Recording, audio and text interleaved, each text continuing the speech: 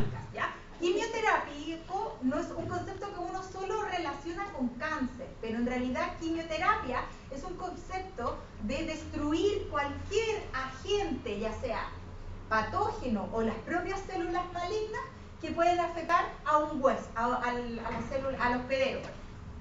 Entonces, no es hospedero, es hueso. Quimio es de destrucción, es una destrucción, ¿verdad?, de algún agente que es externo a nosotros o nuestras propias células malignas. Entonces la palabra quimioterápico es un concepto que puede aludir a los antivirales, a los antifúngicos, a los antimicrobianos, a los anticancerosos, ¿ya? Es como de destruir agentes que son nocivos o que son dañinos para nosotros, que pueden ser agentes patógenos, pueden ser nuestras propias células malignas. Por eso la palabra quimioterápico es más grande que pensar solo en cáncer, pero cuando uno piensa en quimioterápico está pensando casi en un tratamiento oncológico, y no, ¿ya? Bueno, esta clase tiene relación con algo que se puso muy de moda estos últimos tiempos, ¿verdad? Porque desde el último tiempo se hizo muy importante el conocimiento de los virus con la pandemia, ¿ya? Todos vivimos en este episodio donde pasamos una pandemia producto de un virus, que es un coronavirus, ¿verdad? Y como que automáticamente aprendimos más de los virus, ¿verdad? Los virus son súper importantes porque están mucho antes que nosotros en este planeta, han podido subsistir millones de años y lo van a seguir haciendo. De hecho, nosotros en nuestro material genético tenemos un gran porcentaje de material genético viral. El material genético del virus queda muchas veces en nuestro material genético, y si nosotros hoy día hiciéramos como un estudio de nuestro material genético, gran porcentaje de ese material genético proviene de un virus. Es decir, que nuestra evolución, nuestra historia ha estado muy ligada a los virus, ¿verdad? Y la pandemia puso algo muy importante. ¿Ustedes se acuerdan de, a lo mejor ustedes estaban en el colegio, cuando iba a venir la gripe porcina, que esa era una pandemia que se venía? ¿Se acuerdan de la gripe porcina o no? Sí. La gripe porcina, me acuerdo que estaba en la UYO, saliendo los últimos años. No me acuerdo cuándo fue, parece que había salido de la U recién. Pero la gripe porcina fue un tema, y ustedes saben por qué la gripe porcina no llegó a ser pandemia, porque ahí vamos a tener la pandemia antes que la del coronavirus. Porque era más No. duraba menos. No. Se pudo frenar la gripe porcina porque teníamos un fármaco en el mercado llamado oseltamivir, que se ocupaba para otras cosas y que se dieron cuenta que era efectivo contra el virus de la influenza porcina. Y de esa manera, o de la gripe porcina. Y de esa manera, como ya había un producto registrado que podía ser efectivo como antiviral, se frenó una pandemia para que se den cuenta de la importancia de los antivirales en la terapéutica. El problema del COVID es que no habían antivirales y que también la vacuna se demora en desarrollarse, ¿verdad? Entonces, hoy en día todavía tenemos que estar ahí atentos a la evolución de este virus. ¿Se acuerdan de otra pandemia? Que aquí en Chile también llegó, ustedes no estaban vivos ni yo tampoco, probablemente sus antepasados. La española dejó la embarrada aquí en la época de 1929. También fue una gran pandemia que no fue conocida porque la gente vivía más de manera rural, entonces no había tanta información respecto a esto. Se tenía un sistema todavía latifundista acá, sobre todo en Chile, pero la gripe española también fue una pandemia muy, muy perjudicial. Así que cada 100 años estamos experimentando pandemias. Bueno, los virus, ¿qué consiste un virus? Son parásitos intracelulares, no se consideran vivos porque no tienen la capacidad propia de reproducirse, sino que necesitan de otro individuo o de otro agente para poder replicarse. Los virus, por eso se consideran parásitos, subsisten gracias a otros y constan de la siguiente estructura, ¿ya? Lo más importante es que tienen el material genético y tienen una cobertura o una cápsula, ¿ya? Que se llama cápside. Y muchas veces tienen proteínas o envolturas, ¿ya? Como la que se puede ver acá, como el coronavirus tiene además una envoltura. Entonces muchas veces encontramos material genético, esta cobertura proteica que se llama cápside, y además puede tener una envoltura coronavirus que tiene una corona, ya que son glucoproteínas antigénicas, que es la envoltura. Entonces el virus desnudo es material genético y esta cápside proteica, y el virus con envoltura son glucoproteínas antigénicas, ¿ya? Que permiten reconocer, por ejemplo, replicarse. Y lo importante del virus es que podemos encontrar distintas formas, de verdad. Los virus podrían, a partir de las formas de los virus, se podrían recrear, ¿verdad? Igual que la de los parásitos de manera intracelular. Películas de terror muy interesantes, ¿ya? Hay estructuras simples, complejas, como ya vimos, pueden estar desnudos, es decir, el material genético y solo la envoltura proteica, o pueden tener estos antígenos en la superficie, pueden tener material genético de tipo RNA o material genético del tipo ADN, que es una clasificación, pueden ser como de forma, por ejemplo, helicoidal, complejos, como este virus que está aquí. Entonces, se pueden clasificar de muchas formas. Los virus son más complejos de lo que uno pudiese parecer, a pesar de que su estructura es bastante sencilla, entre comillas, hay una complejidad importante ahí, ¿ya? Miren, etapas importantes del virus. Hay una etapa importante que es que el virus pueda reconocer a la célula hospedera, ¿verdad? Y es la etapa de la fijación, que es el punto 1. El virus, gracias a alguna proteína superficial, algún antígeno, establece alguna interacción con la superficie del hospedero. Eso permite la siguiente etapa, que el virus ingrese a la célula hospedera, ¿ya? ¿Y qué es lo que tiene que pasar ahora? Lo que va a querer hacer el virus es replicar su material genético. Quiere sacar copias del virus. Entonces, lo que tiene que hacer es que la cápside o la envoltura proteica que protege al material genético se degrade o se abra para que se libere el material genético. Ese material genético se va al núcleo de la célula hospedera y ocupa la maquinaria de la célula para replicar su propio material genético, ¿ya? Y posteriormente ese material genético sale como un ARN viral. Ese ARN viral se puede ir a los ribosomas y sintetizar la cápside. Entonces imagínense, miren todo lo que hace. Se fija al hospedero, ingresa, libera el material genético que se va al núcleo.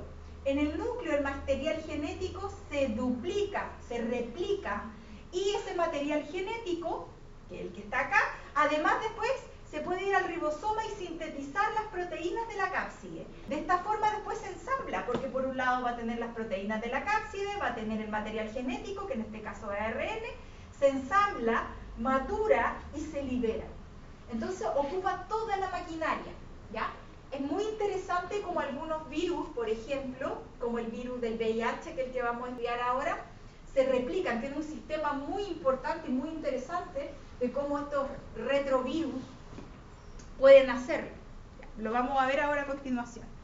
Entonces, los virus de ADN, que es lo que quiere decir, es que tienen material genético de tipo ADN, son distintos tipos. Por ejemplo, está el virus del papiloma, los virus de la hepatitis, los virus del herpes zóster, que son también muy comunes en la población, el virus de la viruela. Todos estos virus tienen particularmente virus de material genético de tipo ADN, ¿ya? ¿Y qué es lo que hacen? Ocupan al ARN mensajero por acción de una ARN polimerasa. Después vamos a ir viendo en ejemplos más específicos esto para que ustedes recuerden, pero si el material genético es ADN, ingresa, ¿verdad? Y puede ser utilizado por la misma célula, por la maquinaria de replicación y de duplicación del material genético de la célula hospedera y poder replicarse. Y aquí tenemos una gran cantidad de virus.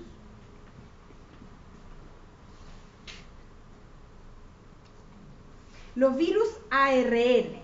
Estos son los virus también, que dependen de varias enzimas, ¿verdad? Y estos virus requieren una gran atención. Vamos a ver un caso de un retrovirus. ¿Por qué se llama retrovirus? Pero aquí de los virus de ARN tenemos otros que también son conocidos. Miren a quién agregamos aquí.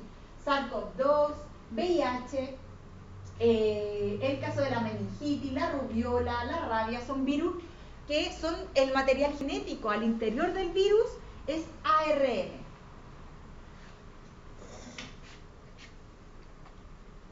En el caso del VIH, esta es un caso de una replicación de un retrovirus, ¿ya? Miren, vamos a explicar un poquito. Creo que adelante les puse, le había puesto una explicación. No, pero lo vamos a poder explicar con monitos que queda más bonito. Ya. Bueno, este es el caso del VIH. En el VIH es importante lo siguiente. Como son ARN, son virus de tipo ARN, tienen una enzima que se llama transcriptasa inversa, que transforma el ARN viral en ADN viral, ¿ya? Y eso es lo que ingresa. Entonces, miren, en el virus del VIH tenemos varios puntos de cómo se puede actuar para tener un tratamiento antiviral. Primero, ocurre tal cual como les mostré anteriormente. Tiene que haber una endocitosis, una fijación y luego una introducción del virus. Entonces, si se dan cuenta, el virus, en este caso del VIH, tiene varias proteínas de superficie importantes, como por ejemplo esa GP120 que está ahí, que es una glucoproteína que está en la envoltura, y esa glucoproteína se une a los receptores, a distintos tipos de receptores, y eso hace que el virus haga match. ¿Con qué hace match? Con células del sistema inmune, con los linfocitos CD8, por ejemplo, porque es un virus que afecta específicamente, es el VIH es el virus de la inmunosupresión, ¿verdad? Después vamos a ver en más detalle, pero aquí quiero ir mostrándoles. Se une la interacción de esta proteína de superficiales con un receptor, eso permite que el virus sea endocitado, se elimina la cubierta del virus, y algo muy importante es que queda esta enzima que se llama transcriptasa inversa, que permite transformar el ARN viral en ADN viral. Así, el ADN viral puede integrarse al material genético, luego ocurrir la transcripción, la transducción, ¿verdad? Y aquí tenemos el material genético, las proteínas que forman el virus, se ensambla y el virus se libera. Entonces hay varias etapas importantes. ¿Por qué les comento? Porque en el VIH tenemos varias terapias de cómo nosotros podemos actuar, ¿verdad? De hecho se conoce la triterapia, pero hay varios mecanismos como nosotros podemos impedir de forma conjunta de que ocurra esto que no queremos, que salga el virus, la replicación viral.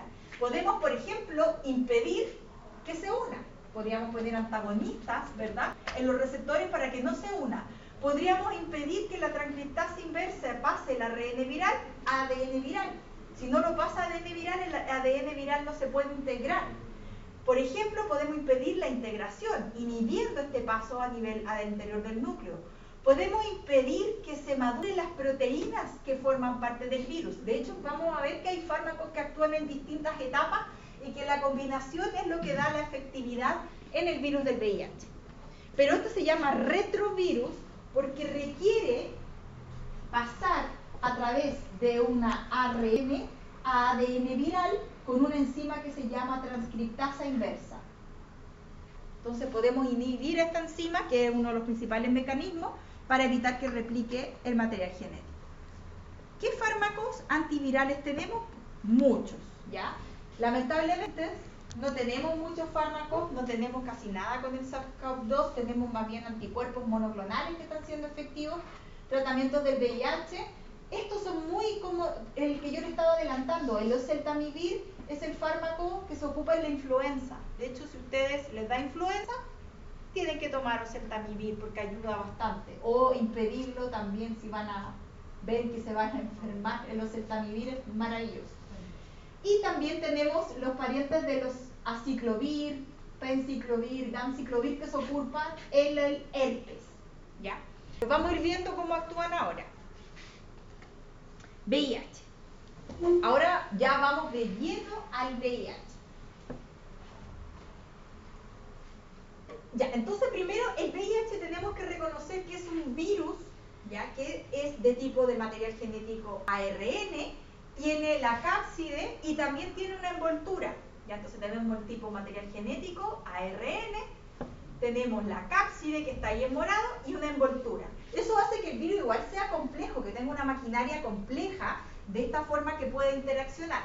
Afecta a los linfocitos CD4 principalmente, pero puede ser también a los otros, a los CD8, que es un ejemplo del que les mencioné anteriormente, pero estos son los que principalmente se ven afectados. Por eso esta enfermedad es del sistema inmune, causa inmunosupresión en los pacientes.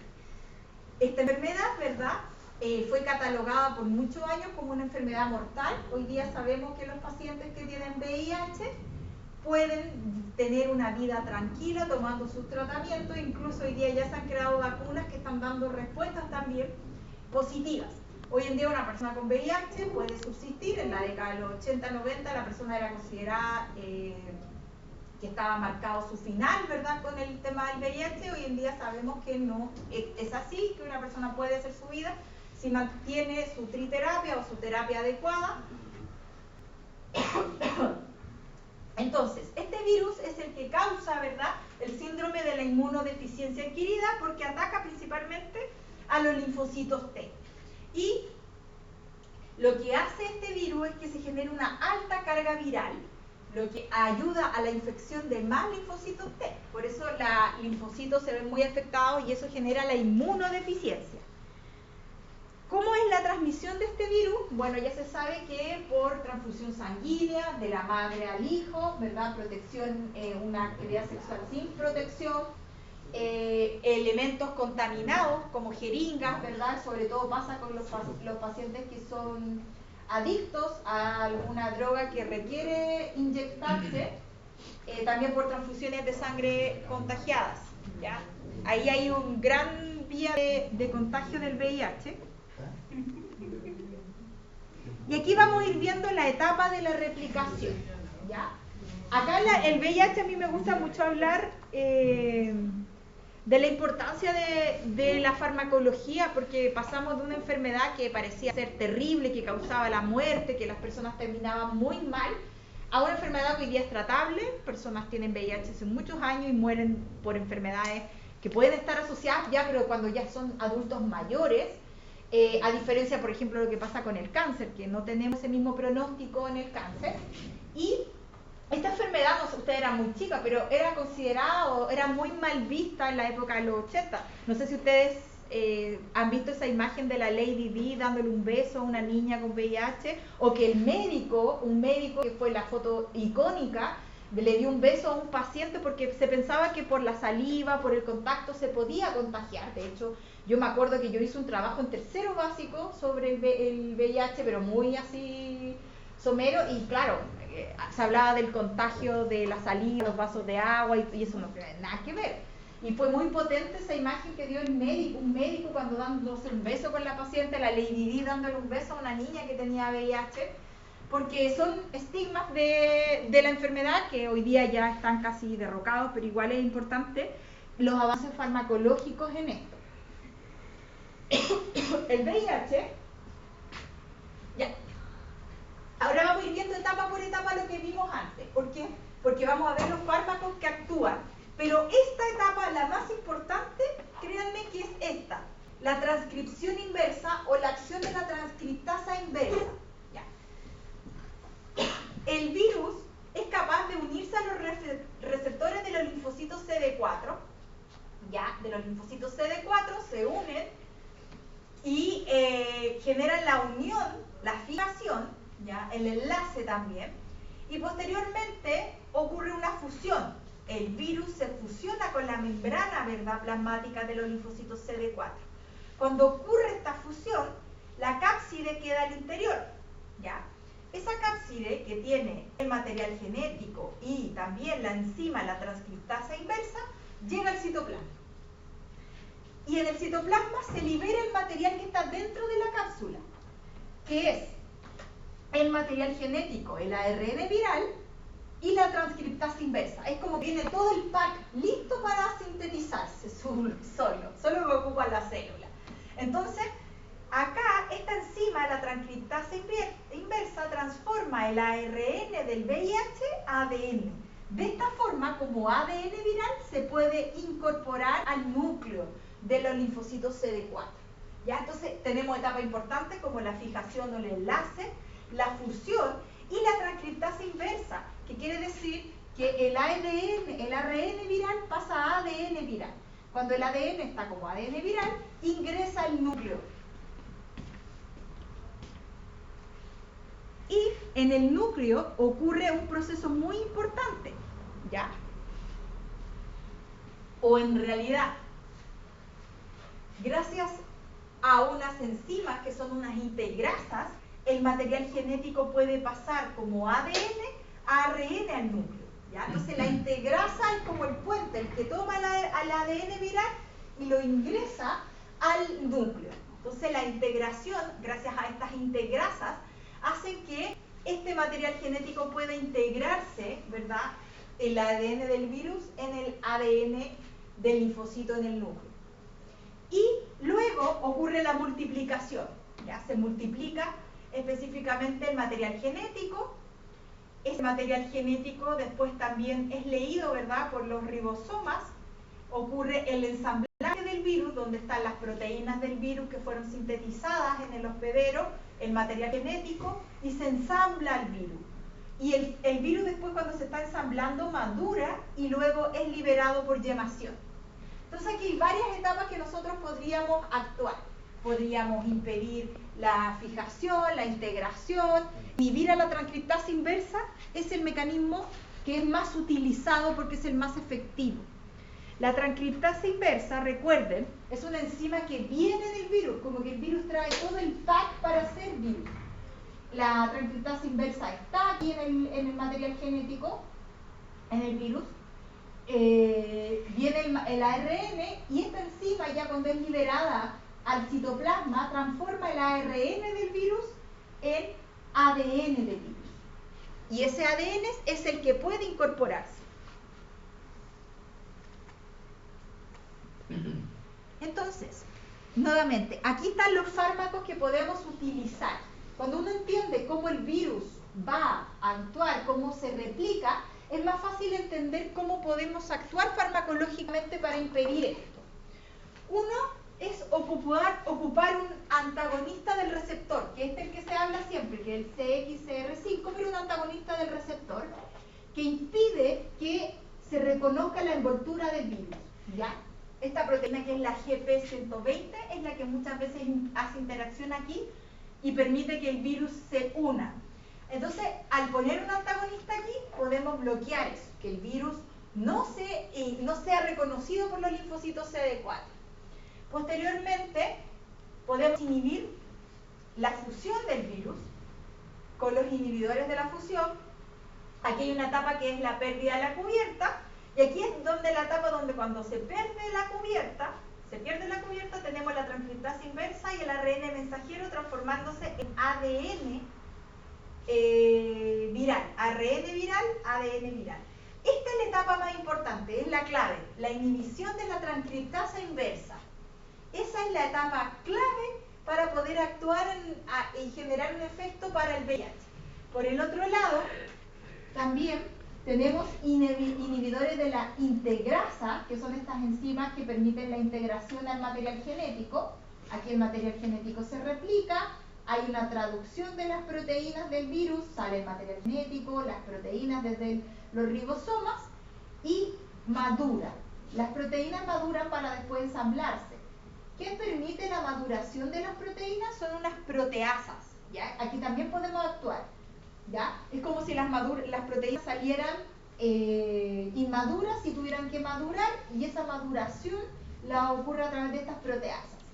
Y luego se ensambla todo el virus y se libera. Tenemos inhibidores de la liberación, inhibidores de la maduración o inhibidores de la proteasa, inhibidores de la transcriptasa inversa, transcriptasa inversa, integrasa, inhibidores de la fusión y antagonistas de los receptores. Por eso podemos actuar en distintas partes y eso es lo más efectivo, pero sabemos hoy en día que ocupar distintos fármacos que actúen a través de la transcriptasa inversa es la primera línea de acción. Actuar en la transcriptasa inversa y combinarlo con otros. Entonces, la farmacoterapia de la terapia antirretroviral, que se Bediatar, de terapia antirretroviral, está formulada de la siguiente forma. Por un lado, tenemos los inhibidores nucleosídicos de la transcriptasa inversa o reversa. Inversa o reversa es lo mismo, ¿ya? Inhibidores nucleosídicos. Les voy a decir por qué algunos se clasifican así. Inhibidores nucleosídicos de la transcriptasa reversa o inversa, que es lo mismo. Y aquí tenemos todos esos fármacos que pueden actuar inhibiendo a esta transcriptasa, que yo les dije que era la etapa más importante. Y hay muchos fármacos que son capaces de atacarla por lo mismo. Miren, ahora están los inhibidores no nucleosídicos, NN no nucleosídicos de la transcriptasa reversa. ¿Ven? Inhibidores no nucleosídicos de la transcriptasa reversa. Por eso es INNTR. Y aquí está nevirapina, efavirenz. Por el otro lado, bueno, después la otra línea es los inhibidores de la proteasa. Yo les dije que la proteasa era una proteína que permitía la maduración, o una enzima más bien, que permite la maduración de las proteínas para que después puedan ensamblarse y el virus pueda salir. En cuarto lugar, los inhibidores de la integrasa. La integrasa era la que permitía tomar el ARN viral e ingresarlo al núcleo de los linfocitos T. Inhibidores de la fusión, que son los que inhiben que la membrana plasmática del virus, o sea, la membrana plasmática de los linfocitos se fusione con la envoltura del virus. Y los otros son los antagonistas de los receptores superficiales. Vamos a poner antagonistas de los receptores. Entonces, aquí va como en la escala de la importancia de los fármacos. Los más importantes, los de primera línea, son estos, y sobre todo estos, los inhibidores nucleosídicos de la transcriptasa reversa. Después vienen los inhibidores no nucleosídicos de la transcriptasa reversa, los inhibidores de la proteasa, inhibidores de la integrasa, inhibidores de la fusión y antagonistas de los receptores. Ya, ahora, ¿qué es importante tener en cuenta en estos fármacos? Creo que los primeros eran de primera línea, ¿cierto? Sí, estos. O sea, de hecho, estos son los clave, los vamos a ver ahora. Pero estos dos siempre se combinan. Se dan dos de estos con uno de estos, o uno de estos con uno de estos, pero siempre hay una combinación de estos dos. Porque como el blanco central es la transcriptasa reversa, lo que tenemos que hacer es evitar que el material genético pase de ARN a ADN. Si no pasa ADN, no se va a replicar. Eso es la explicación a esto.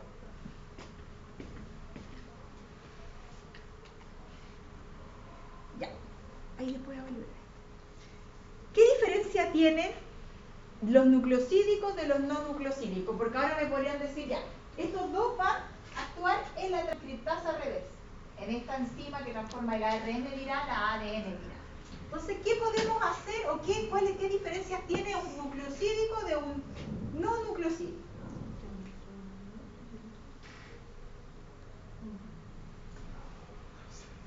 No tiene glucosa, otro. Ya, este es no nucleosídico y este es nucleosídico. El nucleosídico lo que hace es inhibir, podríamos decir de una forma, es como que hace lesa, lo voy a decir en palabras coloquiales para que entiendan el concepto y después lo voy a hablar un poco más farmacológico, ¿ya? Pero es como que hace lesa a la transcriptasa reversa. Es como que le dijera, mira, yo soy el ARN viral. Por eso es nucleosídico, porque trata de imitar a los nucleósidos que forman parte del ARN. Entonces, es como si fuera el ARN viral, trata de hacer lesa a la transcriptasa inversa. Le dice, mira, yo soy el ARN viral. Entonces, por eso, para poder actuar, tiene que parecerse al ARN viral. Para que el ARN viral pueda transformarse en ADN viral, requiere que esté trifosforilado. Requiere una activación previa. Entonces requieren que tengan una trifosforilación. A eso hablamos con activación, porque cuando el camino como del ARN es que para que la transcriptasa reversa haga su trabajo y lo pase de ARN a ADN, requiere estar con estos grupos fosforilados. Es como lo que pasa con las bases nitrogenadas cuando terminan en el grupo fosfato. ¿Se acuerdan de biología que tenían un grupo fosfato? ¿Sí? Aquí pasa lo mismo. Ya requiere 3 grupos fosfatos para poder parecerse al ARN y suplantar al ARN viral. Entonces así lo que hacen es como de verdad ser lesa a la transcriptasa reversa. Es como que imitan al ARN viral. Y obviamente son competitivos porque están compitiendo por el ARN viral.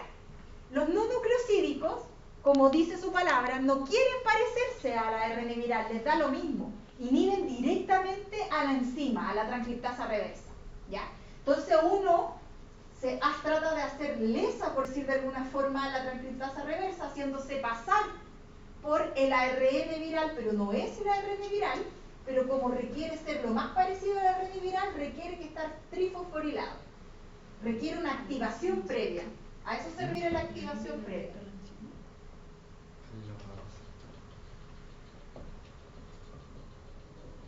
Esta es la activación previa. ¿Ya? Eso es lo que requiere. Y los no nucleosídicos no requieren esa activación previa porque no están ni ahí con hacerse pasar por el ARN mensajero. Lo que hacen, van directamente a la enzima y la inhiben. Es como que directamente inhiben a la enzima. En cambio acá estamos haciendo lesas a la enzima. Son 2 mecanismos que son efectivos y que se combinan. Por eso se combinan estos 2 fármacos en la terapia para el antirretroviral. Entonces, ¿requerirá una trifosforilación estos no nucleosídicos? ¿Qué creen ustedes? ¿Requieren que estén trifosforilados para actuar? No, porque no se quieren parecer al ARN mensajero. Aquí están inhibiendo directamente a la transcriptasa reversa. ¿Ya? Directamente actúa sobre la transcriptasa inversa o reversa. Que es lo mismo, transcriptasa inversa o reversa son sinónimos.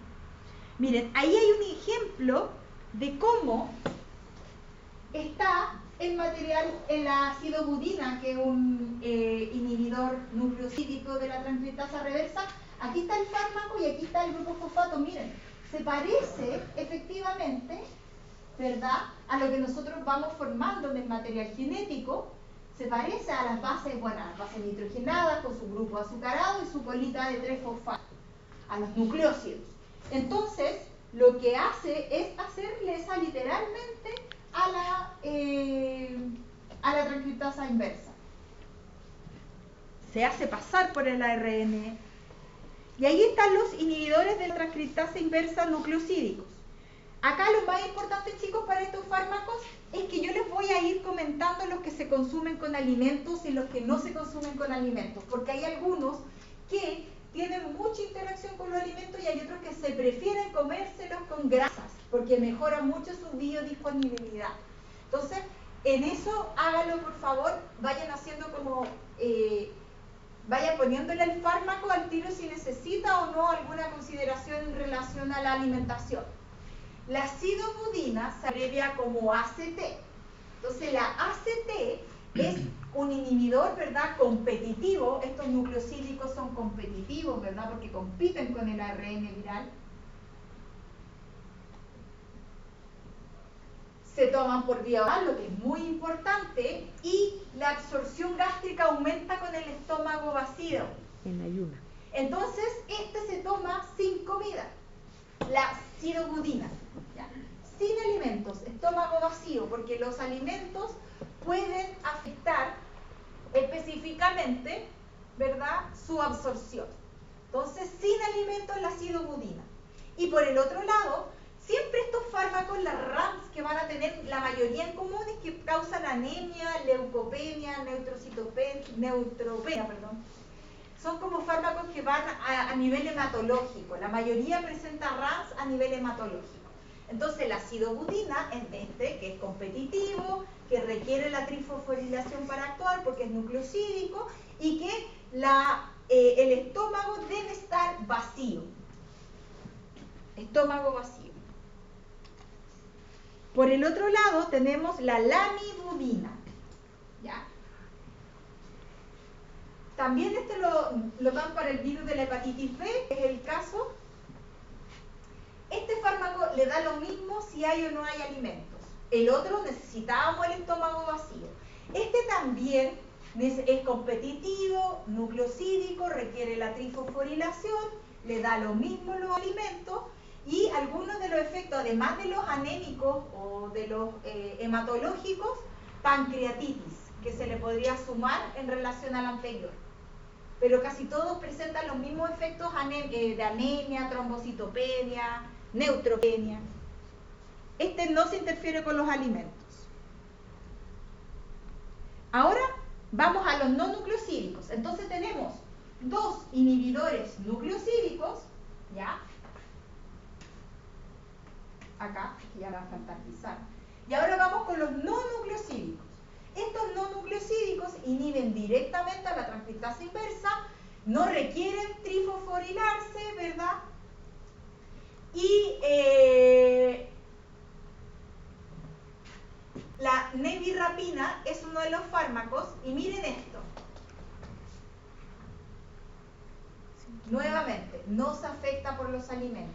La nevirapina no se afecta por los alimentos. Lo que se ha visto en estos pacientes que presentan rash cutáneo, que son manchas rojitas, erupciones en la piel, como las principales reacciones adversas, ¿ya? A los no nucleosídicos. Acuérdense que los nucleosídicos eran las reacciones hematológicas, anemia, trombocitopenia y bueno, y la pancreatitis en el caso del último que vimos. Espérenme, quiero ver una cosita acá. ¿Por qué me había puesto? Ah, ya me acordé, porque no le había mostrado este monito. Lo que hace, aquí está la transcriptasa inversa, este es el dibujo de la enzima, y aquí están los fármacos como el efavirenz, los fármacos que son no nucleosídicos, van a inhibir directamente a la enzima, no compiten por el ARN viral, que es lo que yo quiero que les quede muy claro. Bueno, nevirapina, efavirenz, que este es uno de los más utilizados. Este es uno de los que siempre va así en los no nucleosídicos, el efavirenz. Sin embargo, hay una alta variabilidad al tratamiento que tiene que ver por su metabolismo y la comida grasa aumentan su absorción. Entonces, en el caso del efavirenz, las comidas grasas aumentan su absorción. Entonces, la idea es comérselo con una hamburguesa. No. Bueno, la idea es comérselo, ojalá, con una comida grasa. Puede ser, no sé, algo más saludable, no sé qué graso, puede ser frutos secos, palta, qué rico, ¿verdad? Bueno, hoy se puso a llover fuerte. Vamos a ver los de los antirretrovirales y y la otra parte de antivirales la vamos a terminar la otra semana para que no se vayan tan tarde, ¿ya? Bueno, que ya no queda nada. Bueno, ya no queda nada, lo siento. Ya es verdad que estamos pasando bien aquí con antivirales. Ya. Este fármaco, el efavirenz, puede producir los siguientes efectos secundarios: hipertrigliceridemia, depresión, ansiedad, episodios de psicosis. Tiene malestares a nivel, efectos secundarios a nivel del sistema nervioso central, ¿ya? Entonces, ¿qué características tiene el efavirenz? Bueno, ya sabemos que es no competitivo porque es un inhibidor directo de la transcriptasa reversa. Hay una variabilidad en los pacientes, por eso dice alta resistencia. Depende de los pacientes, aumenta con las comidas, tiene un 99% de unión a proteínas, se administra una vez al día, pero lo importante es que se puede dar en niños. Ya no todos los tratamientos que vamos a ver hoy día, todos los fármacos antivirales se pueden dar en niños. Y eso es importante porque lamentablemente hay casos donde la madre le hereda el VIH a los niños, o cuando hay transfusiones sanguíneas también se contagia, entonces hay que tener alternativas que sean seguras para ellos y una de ellas es el efavirenz. ¿Y en las personas embarazadas? Ahí sí hay de hecho, la triterapia, algunos de los no nucleosídicos, o sea, de los nucleosídicos estos, sí se pueden dar en el embarazo, incluso en los niños. Ya, pero de los que son no nucleosídicos, este es como el más recomendable. Estos sí se pueden dar, de hecho en embarazadas tratan de mantener la carga viral, pero no es fácil porque no pueden dar los mismos. Por ejemplo, inhibidores de la proteasa creo que no se pueden dar en el embarazo, los integrasa tampoco, son acotados. Lo voy a ir mostrando después igual cuando terminemos porque es una buena pregunta. Ya.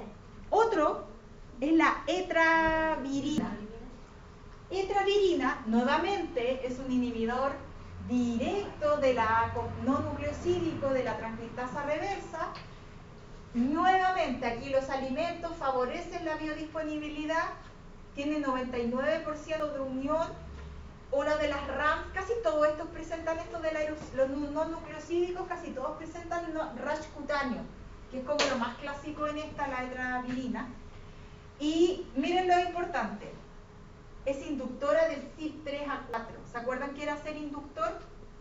Sí. Aceleraba el metabolismo del otro fármaco, entonces no debe administrarse con efavirenz ni nevirapina. O sea, no se puede administrar con los otros no nucleosídicos, pero sí se puede administrar con los nucleosídicos. Por eso dice. Ya, ¿qué otros fármacos tenemos? Ahora vamos con los inhibidores de la proteasa. Recuerden que la proteasa es esta proteína, esta enzima que permite que cuando salen las proteínas del virus maduren para poder fusionarse, anclarse todas, ensamblarse y después que el virus salga. Entonces estos antivirales impiden como la maduración, son los inhibidores de la proteasa. El indinavir ya no existe en Chile, o en las guías clínicas más bien. Está el saquinavir y el ritonavir, ¿ya? El saquinavir y el ritonavir, inhibidores de la proteasa. El saquinavir lo que hace específicamente, bueno, también aquí tenemos rash cutáneo. Miren esto, nuevamente, alimentos, porque este tiene una mala biodisponibilidad y se debe dar específicamente con alimentos altos en grasa. Inhibe a la proteasa clásica de las proteínas las proteasas del VIH y actúa como un inhibidor reversible selectivo. El ritonavir, nuevamente, posee mejor biodisponibilidad oral, se administra por vía oral, aquí no hay ninguna indicación respecto a los alimentos y puede provocar malestares gastrointestinales. El ritonavir, otro inhibidor de proteasa. O sea, da lo mismo si se consume en ayuno. Da lo mismo, no se afecta por los alimentos. Este es el único que yo conozco que es inhibidor de la integrasa. Recuerden que la integrasa permite tomar el ADN viral e integrarlo al núcleo. Entonces, el dolutegravir es uno de los fármacos que hay que tener precaución. ¿Qué precauciones tenemos que tener con los pacientes que tienen obesidad? Porque puede provocar aumento de peso, algún riesgo cardiovascular, por eso por los pacientes que fuman, y también, bueno, aumento de la creatinina sérica. Este es el que inhibe la integrasa. Aquí está la terapia combinada. Vamos a ir a ver. ¿Qué significa? Esto es de lo que está en las guías clínicas de Chile. Dice, ¿cuál es el tratamiento de la terapia combinada? Lo que antes se llamaba triterapia. ¿Ya? Son dos inhibidores de nucleosídicos de la transcriptasa reversa con un inhibidor no nucleosídico de la transcriptasa reversa. Parte con 3 fármacos. Todos de estos tres fármacos inhiben a la transcriptasa reversa. Uno haciéndola lesa, los nucleosídicos, y otro inhibiéndola directamente. Pero siempre la combinación son 2 nucleosídicos con uno no nucleosídico. Y a eso se le puede sumar o un inhibidor de la proteasa o un inhibidor de la integrasa. Entonces en realidad la triterapia son 4 fármacos, ¿verdad? 2 inhibidores nucleosídicos, un inhibidor nucleosídico que podría ir con un inhibidor de la proteasa o un inhibidor de la integrasa. Y esto es el esquema clásico de las guías chilenas para tratar la inmunodeficiencia por VIH. Ya, vamos a dejarlo hasta acá porque esto es cortito lo que nos queda, para que pensé que podíamos salir un poquito más antes, pero por lo menos salimos un poquito.